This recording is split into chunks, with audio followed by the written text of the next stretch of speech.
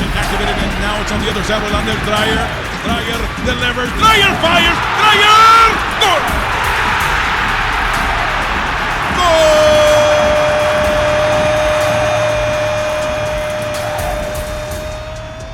Hello and welcome into the official SDFC podcast. I'm Kaila Burns-Hefner here with Marvell Win. No Sal Zizzo today, but it's okay. We'll be holding down the fort here. Miss you already, Sal. And we have a lot to recap. I know we didn't have a show last week, so we have to recap 3 matches. A lot happened. 3 dubs, by the way. 2 dubs and a tie, but it's all right because we're at home, and I consider it a dub as a defender when we get those shutouts. So I'm not too upset. Nice. Still unbeaten since the last time we were on the air. We were recapping a 5-0 win over FC Dallas. Obviously, reminder, we didn't have a show last week, so now we're going over Sporting Kansas City, St. Louis, and Colorado. How do you feel? Again, overall, I'm pretty happy. I mean, if you look at we're basically playing almost like our best football because we're I can see kind of the mix of the start of the year where we, just play out of pressure thoroughly. And now it's more of we play through pressure when we need to, and then we expand the game and spread it out when we have to, when we get the opportunity. And I think these long balls switching the point of attack have been very successful. Getting Anders on his runs and behind, looking for Chucky, Mighton also out there making runs out of the players. We're definitely showing that we can possess the ball, obviously, and we can also put the ball in behind. So we're making it very difficult for other teams to try to play against us. I mean, I was unable to go to the game this last Saturday, but listening to the commentators, they still refer to us as like, they need to break them down. This is what they need to do. This is what they need to do. So it's definitely out there that we are a team that's difficult to break down, difficult to play against, and pretty solid all around. I mean, we get our chances on goal. We obviously are keeping clean sheets. So we're just kind of a force to be reckoned with. So reminder, it was the first quick turn challenge San Diego FC has faced with playing St. Louis away 2 Saturdays ago, 2-1 win. Then coming back home for a midweek matchup versus Colorado on Wednesday, 2-0 win. And then this past Saturday at home versus Sporting Kansas City, 0-0 draw, but still a great performance, earning 7 out of the possible 9 available points in those 3 matches played in a week. This is what Mikey had to say following Saturday's match. Listen, we always want to win every game, and then at home you especially want to win. But I also mentioned yesterday that you have to look at every game as an individual game, but then you have to look at the series. We played 3 games this week, right? Saturday, Wednesday, Saturday. Then you have to look at different parts of the season, beginning of the season, summer, after the summer. And so I think as far as important as the home games are, you got to take big picture too. We took 7 points out of 9 points in 3 games, and that's very good, And that's the importance of having the mindset that you can go on the road and win points.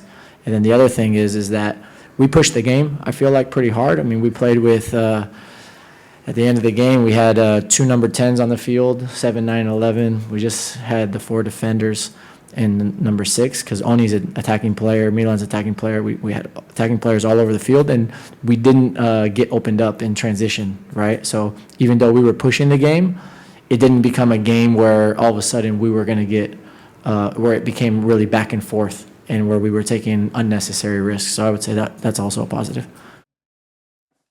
He speaks the truth. I mean, it's amazing seeing how coaches perceive this league and the season as it's changed throughout the years. Before, when you go into preseason, it was honestly run the players into the ground. They got to get ready for the season. And then the season is so many months long, and you feel like near the end of the year there are injuries, people are getting tired. And, generally they want to play their best, but their body's just not into it. Now it seems like he's just taking a smart approach on, we know what time of year it is. We know that we have the 3 games in 7 days is tough. I mean, anybody knows who loves this beautiful game knows how tough it is on your body, how much running it is. And then the recovery is an active recovery. You just get back on the pitch and you get ready, you recover, you prepare, then you play. So I think he's actually speaking the truth in terms of saying getting 7 out of 9 is very much not bad. However, we would like to get as many points as possible at home. I think these last 3 games are absolutely something to be happy about and something to look forward to in terms of keeping the performance up. Yeah, I think the mindset is always very clearly after a draw, they still feel like they left points on the board, which is a sign of a competitive team, obviously. But I think it's important to point out that this team has let in one goal in extra time in St. Louis on the road. On the last 3 matches, Dos Santos just recorded his 6th clean sheet of the season. You were just talking about how this team has now played 3 games in 7 days, and that the wear and tear that kind of has on players. But able to bring in players who haven't had the opportunity to start. You see a first career start for Oscar Verhoeven in this last matchup, and you've got we'll have Luca Bombino, a young player here who's just recorded his 7th start for the season, but getting some 90-minute performances now under his belt in his young career. What does that mean for this team, in your opinion, for being able to showcase that depth that this team has? I think it's actually pretty huge if you think about it in long terms, because this is a very long season and we have quite a few games with all the different little tournaments that are added around as well.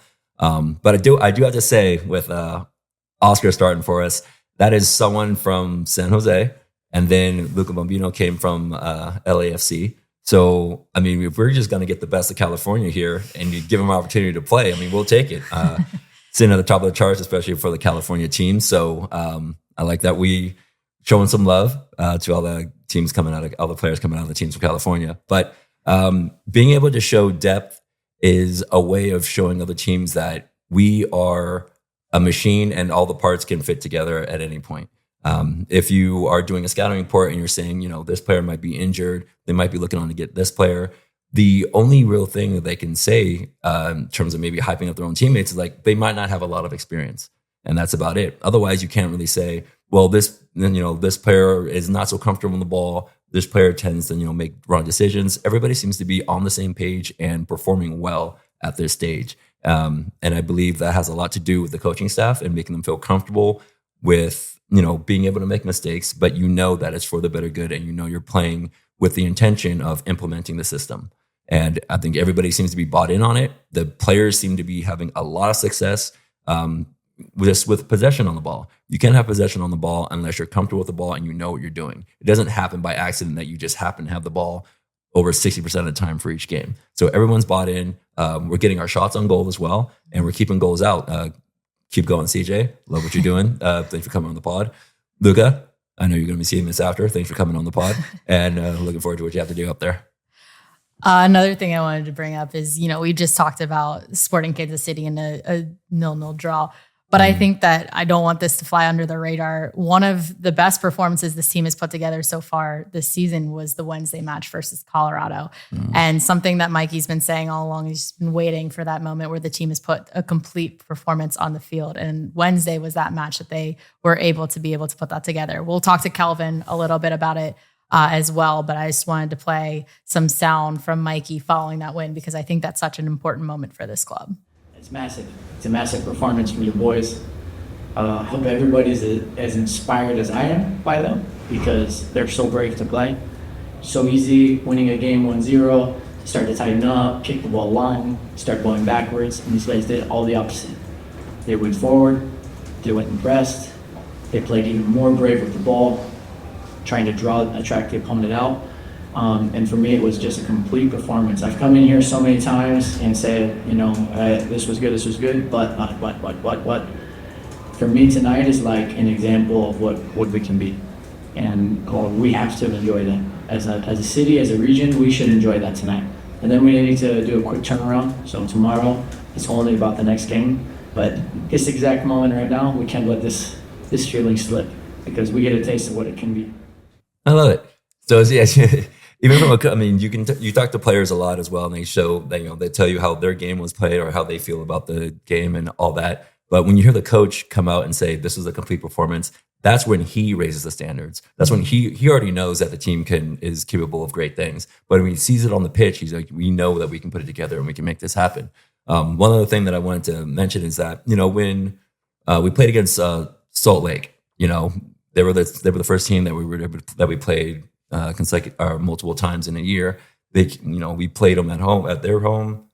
We won. They put us here. They won. Then we play against St. Louis and we play against Colorado. St. Louis tied us here, but then we beat them there. Mm-hmm. Colorado, they beat us there, but then we beat them at home. So this shows that we're not like afraid of playing against these teams again. They're going to come back. They figured us out or what have you, so they know how to approach us.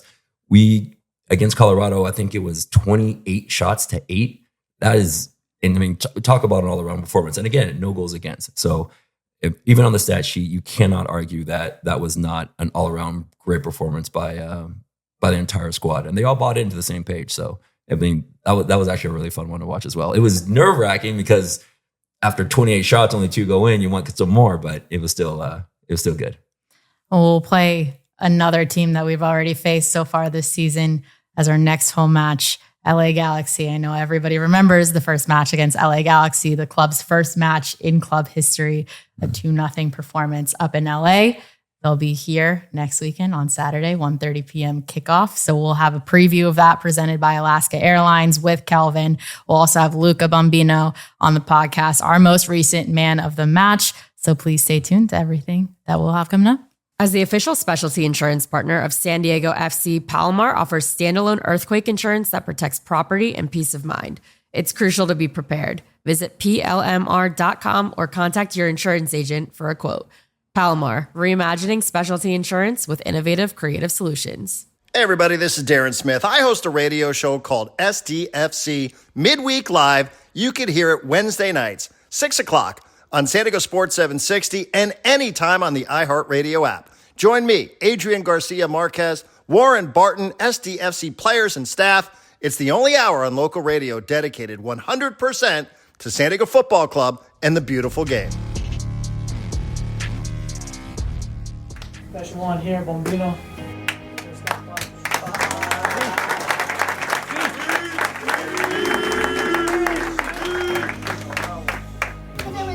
It's a special one, guys. I've been fighting for this opportunity for Luca Bombino. my whole life, like each and every one of you has at one point, and I'm just happy we got the result, and I can't wait to go for more. We are joined by defender Luca Bombino for his first podcast appearance on the official SCFC podcast. Welcome to the show. Thank you for having me. Yeah, of course. We're happy to have you here. Most recent man of the match. Exciting week for you. Yeah, it was fun. It was a good week. A little disappointed by the last game, but I think overall it was a good week for the team. Awesome. So give us a little bit of insight, some background on kind of how you ended up at San Diego and what your overall soccer career has been like so far. Well, I came up through the academy in LA and was with the second team for a little bit, a couple, bits of training and a couple roster appearances with the first team, but never really much opportunity there. And then, pretty quickly, the opportunity came about with San Diego. I think it was like less than 24 hours from me hearing about a chance of coming to it actually coming into fruition. I remember I was going out to training and then they were like, no, come back. We need to have a word. And I was like, oh, okay. What's going on? An hour later I was packing up my bags and waiting for the call from Mikey and Tyler. And then I think the next day I went and saw our opening game, San Diego versus Galaxy. Then I drove down that night, trained the next day, and from there I've been enjoying every minute. So, what was going through your mind when you get kind of that call so quickly? It was a big mix of emotions, to be honest. A little bit of anxiety just with, change and getting ready to step into a new environment for the first time in 7-8 years. But I was really excited just from the get-go. As soon as I had that quick little phone call with Tyler and Mikey, I knew it was going to be okay. I knew I was going to have a lot of fun, and I was right. Yeah. Did you expect that it would be like it has been so far, everything kind of moving for you so quickly here with your first appearance and then being able to be thrown into the starting rotation so early? No, I didn't think it would be so quick. I thought there would be a lot more time for adapting and learning the style of play, but the staff and the players around me have been so helpful, just quickly integrating me. I think it took maybe a week or two before I was fully comfortable with every single player on a first name basis, staff included. Right. Yeah, it was really easy because everybody here is just so helpful, and it's a great environment to work in. They give us every opportunity to be a better player in person every day, so I couldn't ask for more. Yeah, that's what I was going to ask initially, because you say when you're up there at LAFC and they're saying there might not have been a lot of opportunity to actually get out there and get on the starting field and get on the field and start. So when they came here, when they initially spoke to you, I know you're not going to be able to give everything away that you had during the conversation, but did they say, we're needing a couple more players, we want a little bit more depth, or is it more so, you know what, we see your talent, we see what you've got, and you come here and you can really make a difference, and we are kind of putting that pressure on you to help you perform and make everyone better around you at the same time? Yeah, I mean, I wouldn't say there was much pressure on me to say, but they did tell me that there was going to be opportunity. And if I showed it on the training field, if I earned it, then that chance would be granted, and they've shown it. I was rostered for one game after 1 week of being here. And then the next week I got my debut. And that was surreal for me because I really appreciated how all the work that I'd been doing on the field wasn't going unnoticed. And I don't know, it was just a good change of pace, finally. Okay. So along with that, about your work on the field is finally getting noticed. And at the same time, you're also adapting to the way they play. Right. At the same time, it sounds like that's on you to adapt, but it also sounds like you got a lot of assistance and help from everybody else around you. Absolutely. It sounds like a full-on team, family environment for you to succeed. Like everybody wants you to do better, right? Absolutely. Yeah. No, everybody here wants you to do the best you possibly can. And you feel that from day one. Even just like going up to breakfast, the first thing you do when you get here, the chefs, the cleaning staff, everybody has a smile on their face. Everybody's happy to be here. And that transfers directly to the field. Good. So all around, just a solid work environment. Absolutely. There you go. Absolutely. And San Diego over LA. Oh. No. I'm not gonna put that one on you quite yet. But take us back to the moment you mentioned getting your debut for San Diego, your MLS debut, back in RSL. What that moment was like for you. We showed a clip earlier in the podcast of you getting the game ball in the locker room, but just from your experience, just kind of what that moment was like. Yeah, surreal. A lot of work went into that moment, and I felt confident in the fact that all of the work had been done, so I was ready for that moment. I remember texting my family before the game, and my dad said, "You're ready." And from there, I knew this is my opportunity to show, all the work I've been doing. And I was just proud to wear my family's name on the field.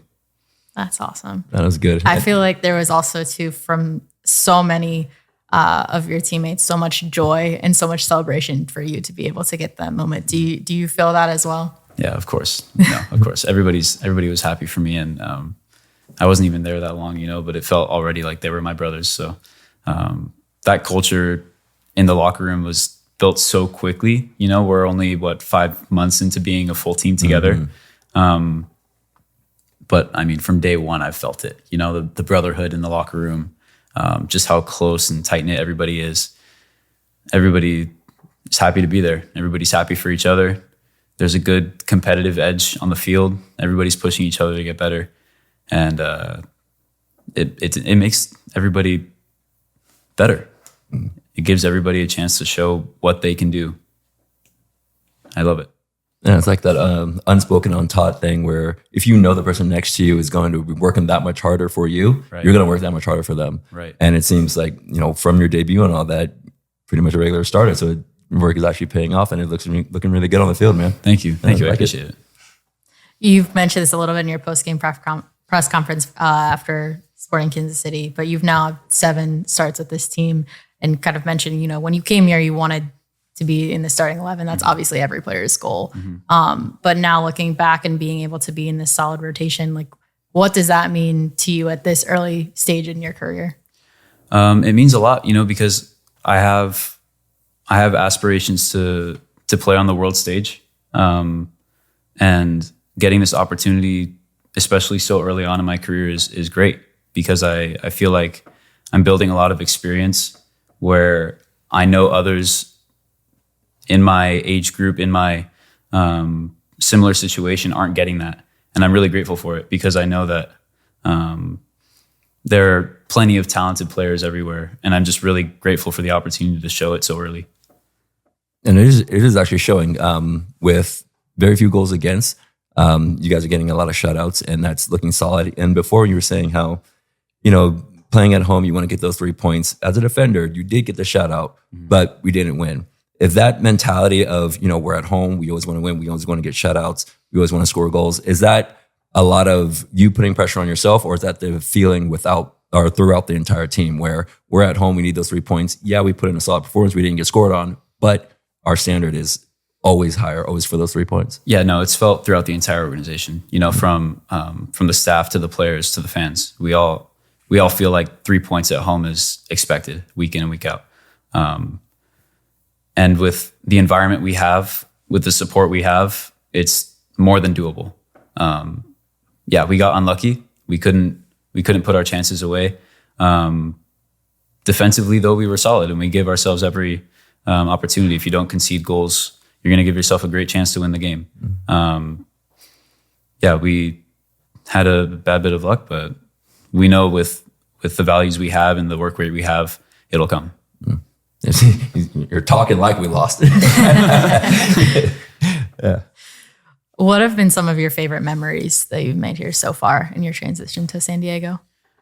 Well, I live on campus with a few of my teammates, and just going out for random adventures to Target, or going out to eat, filling up our little rooms with home decor. We don't know what we're doing. We don't know what we're doing. We've been to IKEA so many times. We don't know what we're doing. But fake plants in the corner. Yeah, we're figuring it out together. There you go. A lot of us are pretty far from home. I'm not. It's just 3-hour drive. It's fine. Sure. But it's getting to know everybody on and off the field, I think, has been one of my favorite moments. And getting more comfortable with the training environment, and feeling not the pressure of, not wanting to make a mistake, but going and trying to make an impact in the training session. I think that transition was really important for me, because especially as a young guy, you don't want to give the coaching staff a reason to not trust you. But at the same time, you can't hide and not give them a reason to put you on the field to make an impact. So making that jump for me was really important. And I'm glad I made it so early, because now I'm getting more opportunities, as you can see, with my playing time. And now it's just shoring up little tactical things, mentality things that I can do on and off the field. Recoveries, I've learned, has been super important, especially with this last week where we had 3 games in 7 or 8 days. So yeah, I spend almost more time in the medical room than on the field, but it's all part of it, and I'm learning to love it. No, that's smart to do. You're only 18, right? Yeah. 18, already in the recovering all the time, but that's going to prolong your career, and it's going to get you ready for each training and each match. So mature mindset. Well, we have some fan submitted questions for you, so we'll roll through some of these. There's some good ones on here. But we'll start off with the first one from Emiliano Valenzuela. What advice would you give to a younger version of yourself? I would say to just keep pushing. There were a few times in especially my academy career where I would almost fear going to training, in a sense that I didn't want to go and make a mistake. And that took me away from being able to perform at my best, and it made me just want to be mediocre. And that's scary, because then what are you playing for? You play for joy, you play for fun. If you're not having fun, then why do it? I think it's really important to remember why you're there and to go and make the most of every day and every training session, every game. Awesome. That's deep. That's great advice. We've got from Christian Rivas 19. Who was your idol growing up? Your favorite player? Well, I'm a Juventus fan. And growing up, I watched Paulo Dybala. His flair, his suave, his creativity was just unrivaled for me. And he gave me a lot of happy memories. So There you go. Paulo Dybala for me. Awesome. Esteban asks, where do you get your maturity from? You're a very calm and collected individual. So where do you think that comes from? That's a great question. I don't know. I didn't go to high school, so maybe that's the reason. You're lacking social skills. This is not a promo to not go to school. No. Same school. I did online, but I didn't go to an in-person high school. Maybe that's the reason. I'm not sure. Strong It's defensive just mindset. internal. Defensive mindset. Defensive mindset. There you We're go. defenders. Yeah. Nadia Bombino Oh asks, what is your favorite home cooked meal? no. Oh, mama, no. She does a really good ragu. A nice ragu with some rigatoni. That hits the spot. Thanks, If Mom. Sal was here. Shout out to Mom. I know Sal would be drooling over all the Italian food over here. We got another one from, I'm assuming, the family, Bombino_Giorgio. Okay. Am I the better brother? No comment. Smart. We'll let that one sit there. You guys can discuss that one. Great. And then we've got another one after 8 years at LAFC. How has the transition been to SCFC from Eric Sutton, 74? Smooth. When I was at LAFC, I didn't see myself playing anywhere else for the foreseeable future, at least. But as soon as I felt the love from the organization and the fans and the players, the staff, the incredible training environment we have, and especially because I'm still home, family's not so far. I'm really proud to represent these colors, and I'm proud to represent what it means, especially for this community. And it's such a diverse community as well. We go to the stadium, you can see every walk of life around. I'm happy to be here. Really happy. I couldn't be happier, really. I feel like the opportunity here is just so great. And I'm proud to be able to do what I love for this club. Awesome. Well, that's a perfect way to wrap it. Thank you, Luca, for joining the podcast. We really appreciate course. your time. And Yeah. your Thank you. insight. Thank you, Congrats guys. on Yeah. everything. Thank you very Having much. you here, man. Thank Appreciate you. you. Thank you, guys. Big news from 18 Threads. New merch is available in store and at 18threads.com. So whether you're heading to Snapdragon Stadium or just repping SDFC around town, 18 Threads has you covered. Stop by Mission Valley or shop online at 18threads.com. What's up, everybody? This is Marvell Wynn of the official SDFC podcast. And guess what? It's not too late to become a founding season ticket member of San Diego FC, just like me. Memberships start at just $40 per match. You can learn more at sandiegofc.com/tickets/memberships. Become a founding member like me and get your name on the founding member wall like me. This opportunity is ending soon. Welcome back into the official SDFC podcast. We are joined by assistant coach Kelvin Jones for our match preview presented by Alaska Airlines. But we also have many matches to recap. Yeah. Haven't had you on in a while. So would love to get your just kind of overall thoughts in the last basically 8-day period where we played 3 matches. A whirlwind for sure. 3 games, 8 days is always tough. But to get the results that we got over those 8 days is impressive. Considering it's our first time to go through that stretch. So, as Mikey said, to get 7 points out of 9 is always impressive. But also to get 3 of those points on the road in a difficult environment against a pretty solid team is also impressive. So it's been. And some days it's been drinking through a fire hose. You rinse and repeat and do it again. But to be able to get through the stretch and realize what it looks like to get through the stretch, not only for the staff and the workflow, but for the players and how they recover is really important for the next stretch, which will happen in another week. So it's really, really good to get through it and to see where we're at and to get through it with with the results that we got are really impressive as well. Yeah, I mean, we've got possession-wise, still out-possessing players, still out-possessing teams. And even going to St. Louis, they were a team that, tied us here at home. So almost going into that with a mentality of they're gonna be hard to break down. And it took, until the 79th minute or so before we scored our goal. So when it comes to, playing against certain teams again, knowing that they're going to be defensive and all that, was there a certain way of knowing how to break down St. Louis for that one game? Knowing how they just sat back? Was it more so we need to play them behind, we need to start playing through again, stretch them out? Or typical mentality that we go into every game, play our game, wait for opportunities, break them down, and crush them? Yeah, a little bit of both.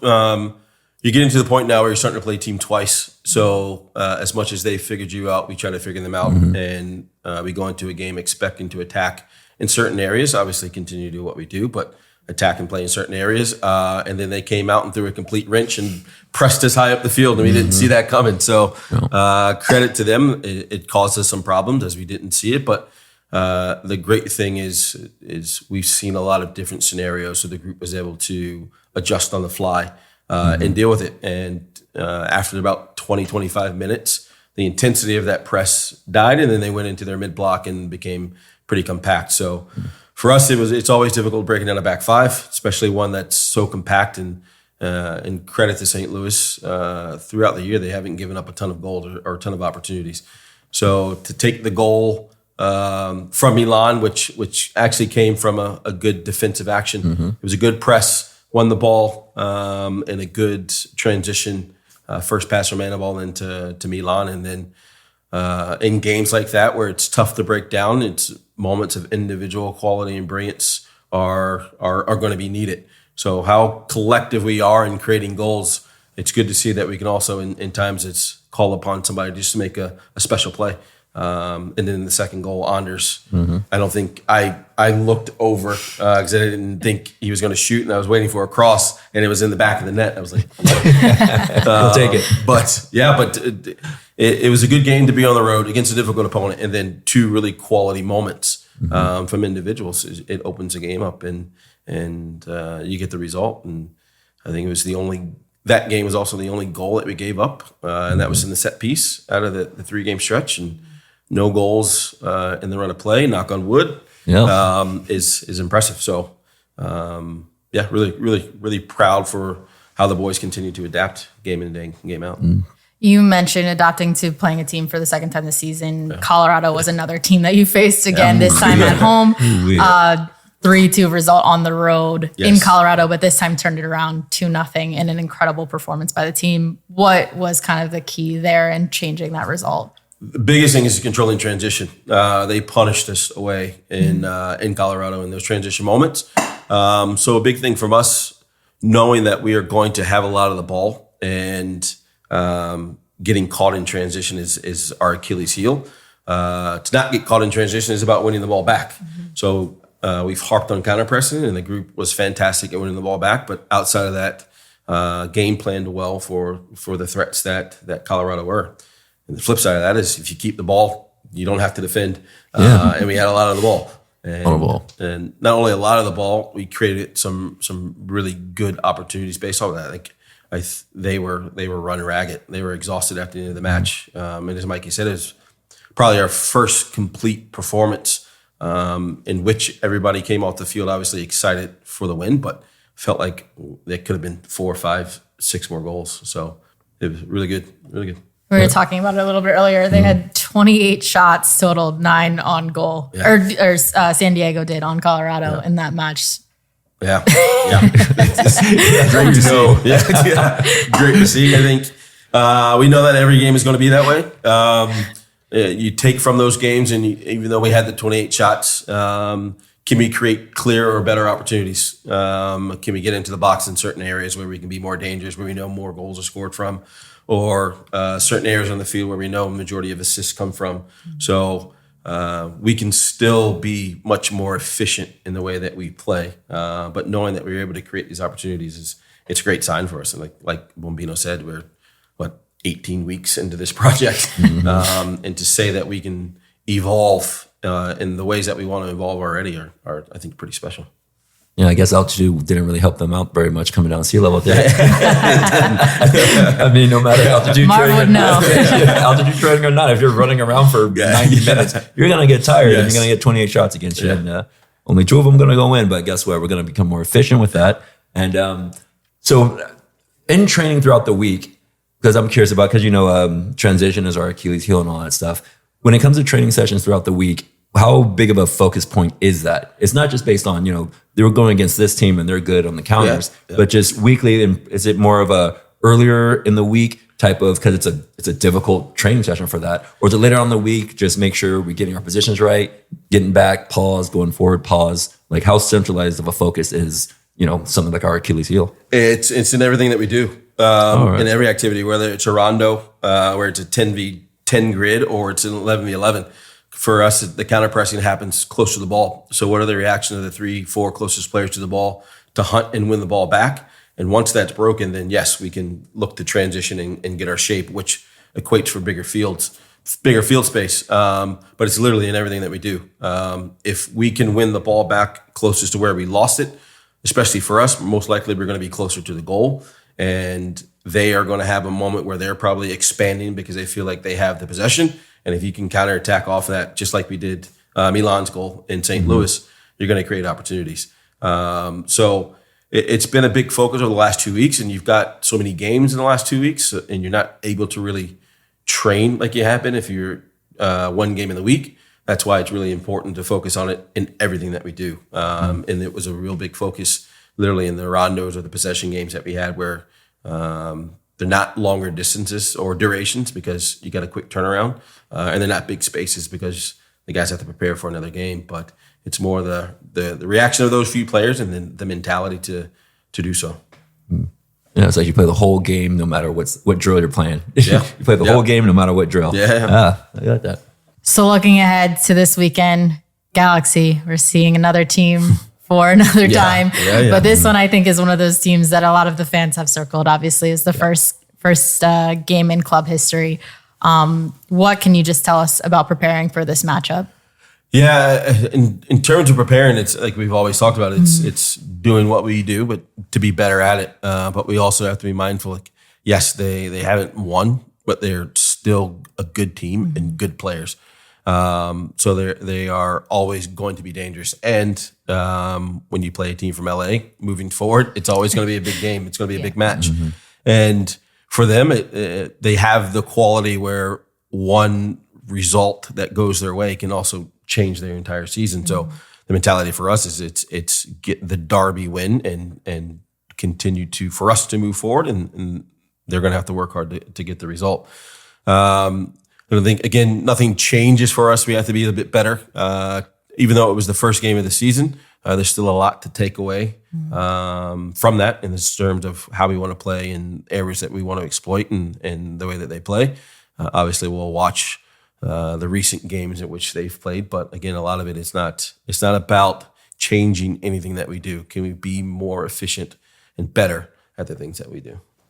It'd be kind of scary going against a team like us because we did play them our very, very first game. Yes. And that team is different than the team that we have now. This seems like a more complete team, including personnel that's on the pitch. Yeah. So within this stretch, we are showing that we have depth. We are a complete team where everybody seems to be on the same page and everybody has the same goal. Everybody knows how to play this style and formation of play. Have you been impressed with the Bombinos and the Oscars that are coming onto the pitch and really showing what they have, but not just individually, but showing that they can also fit into the game plan overall? Yeah, I think individually you have to be impressed with them. They're 18 years old and they're contributing. The Bombinos looked fantastic over the last 3 games, and I can say probably myself at 18, I don't think I would have been able to do so. And this is the maturity of those two just to come in. You guys just spoke with him. What a mature kid. What a laser focused kid on where he wants to be and how he wants to get there. And then a credit to the style of play in the system and how Mikey manages things. We're clear on what we're trying to do. We're clear on what we ask the players and the role that we expect them to execute. So it makes it easier for them. There's no second guessing what I'm supposed to be doing. There's no gray area. This is what you're trying to do. This is how we're trying to play. And then once they become comfortable with that, like that's when creativity, that's when freedom comes. And you can see that in Bombino and the way that he's played over the last 2 games. It's the kid has played back-to-back 90 minutes. And in this last game, you look at him, he could have played 30 more minutes. It's just the confidence that he has, but also the confidence that the system allows you to play. And then when everybody's on the same page, like I said, it's always going to take time for somebody that's new to come in because it's new. But once they've settled in, it's a system that can bring out the best in all the players. Yeah, you spoke about comfort and confidence, and he made sure to make it a point that this is the environment that he feels comfortable and he feels confident enough to thrive in, and he knows that he's not going to become overlooked. So while we spoke to Mike Lee briefly, Sal and I, before like the season started, he said, I want a lot of focus on the players are the ones out there, the ones putting in the work, they're the focus on that stuff. A lot of credit to the coaching staff to provide an environment where players can feel like themselves while having the pressure to perform and also having the confidence behind them to know that they have an opportunity, they have a shot. So it all circles back. It sounds like a great environment to be in. Yeah, it's and credit to Mikey, and then how he manages us as a staff and the expectations that he has of us as a staff. Like, it's when things are clear and conversations are clear in terms of what you were doing right or where you can improve.